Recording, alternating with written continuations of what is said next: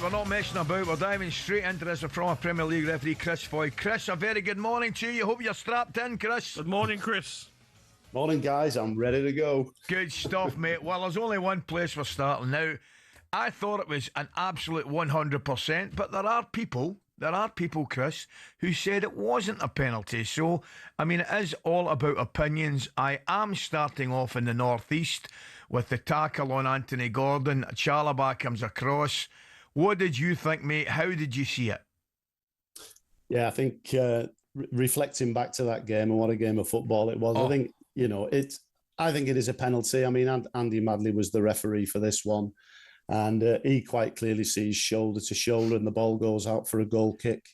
And he's happy with that contact. We know that when there's a situation where there's a potential penalty, the VAR will check it. Peter Banks was in kilter with him. He felt it was shoulder to shoulder. And as you know, that when you're shoulder to shoulder and the ball's in playing distance, that's fine. But on this occasion, I think it was excessive. And I think Chalobah charges into Gordon. I think there's some contact with the thigh as well. And when you see it from behind the goal, in my opinion, I thought that was a penalty. It's funny, Chris, because it's actually a shame, because you touched on it.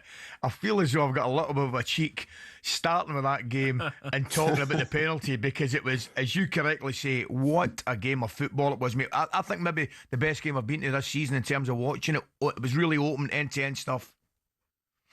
Yeah, it was. It was really enjoyable. It was, that's what the Premier League's about, isn't it? And Andy Madley played his part in that. I listened to Stuart Pearce in co-commentary for a spell, and he was saying players were going to ground, and the referee wasn't having it. He wasn't penalising minimal contact.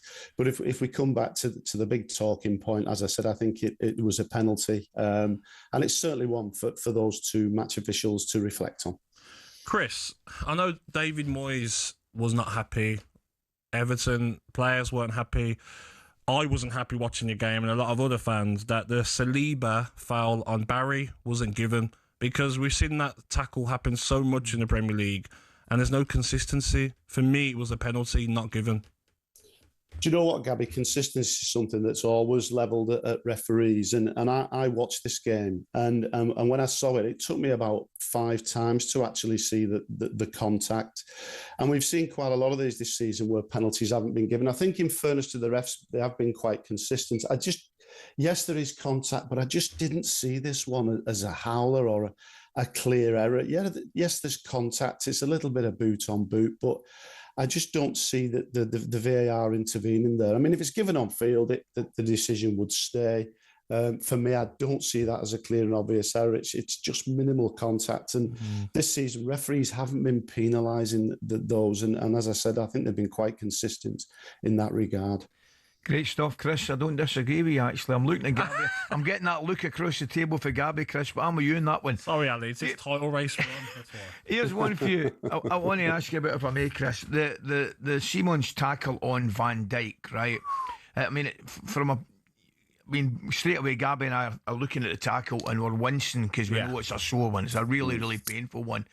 And I don't have any real complaints about the red card. However, I do think it's accidental. But I would ask you this. I mean, there is no doubt in my mind, Chris, and I know we've got to look at it in VR, do look at it, but that is one of the situations, I think, when you slow it down, it looks shocking. Yeah, when you slow it down, you quite clearly you can do that to have a look at point of contact. But with this one, Ali, I think the clue here was the ball. The ball was in front of Van Dijk, and the only way that Xavi can get to it is either run round the play. You can't tackle him from behind. Is to either get to the side of him and slide in and try and win the ball, which he didn't do. And when you plant 6 studs on someone's calf, there's only going to be one outcome. And I think when you look at this on field, it was a yellow card was issued, but the VAR intervened and we got the pitch side announcement. And I thought that was a really good intervention, because if you think about it, without VAR on this situation, he gets a yellow and not a red. But as I said, the big thing with this was the ball was the clue. Where was the ball when he made that challenge? A lot easier with Romero's decision, Chris. I mean, he just can't stop himself, can he? I mean, he genuinely can't stop himself. It would have been a red card if he wasn't on the yellow. He just can't stop himself. Can't kick out like that. What do referees, here's one for you, Chris. What do referees think about that when effectively, we're talking about Simmons, who is maybe when I say he's unlucky. You know, the tackle's a red card, but it's clumsy more than anything. What do referees think when players like Romero get sent off for blatant stupidity? Yeah, it's an interesting one, isn't it? We've talked about this, Gabby, and I've mentioned it before. Participant behaviour. We're into season 3. You've got a duty to respect the image of the game. He's unhappy with the decision, Romero, and he actually runs and aggressively confronts the referee. Yeah. He gives the referee nowhere to go. And you guys have played enough football to understand the last thing you want to get as a player is a yellow card for dissent. And then when you're on a yellow card, you really have to sort of calm yourself down and think about, the next situation. And clearly he was fouled. We all saw that. Canate fouled him. You got the foul? And he got the foul, and then there's the petulant flick. Where does he leave the referee in that situation, John Brooks? He leaves him with absolutely nowhere to go. 2 yellows equals a red, and he's sent off, and he will have to reflect on his actions in that particular match. I think for me, Chris, Romero many times was aggressively running to the referee, and I see players do it a lot. Do they really think that referees are scared or something? That they're going to be like, oh, you're running towards me and screaming, okay, I'm not going to give the foul. I'm not going to give you a yellow card. If I'm a referee, I'll be like, yellow, red, off you go. Didn't we see it with Paqueta early on in the season? Where we did. That's all I would do, Chris. I'd be like, yellow, off you go. See you later, pal. Yeah, I mean, there's no special dispensation. The referee can communicate with the captain. I think Romero was the captain of Tottenham. But if you're running at a referee, you've got to ask yourself, why are you actually doing it? How does that look?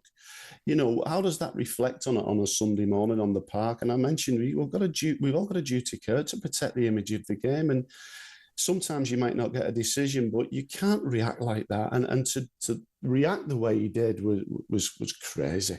Absolutely. Chris, listen, mate, we really appreciate your time. Top man, Chris. Festivities, pal. Thank you.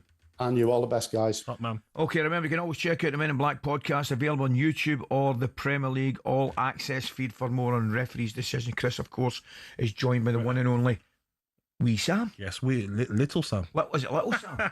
Well, we would say nothing about the Wee Sam. Wee Sam. But Romero rally. It's not sunny. Yeah, but Spurs have got the most yellow cards this season in the Premier League, 42. He's got 9 of them. Are you surprised? So he's got more than a fifth of his team. Yes, of his teams. In 114 appearances in the Premier League. Guess how many yellows? I know. 114. It's one of those things, Gab, for him to play at the top of his game, he has to play on that edge. He has to be like... But he can't go over it. He has to be angry. He just gets over it, doesn't he? Or 34 yellows, though.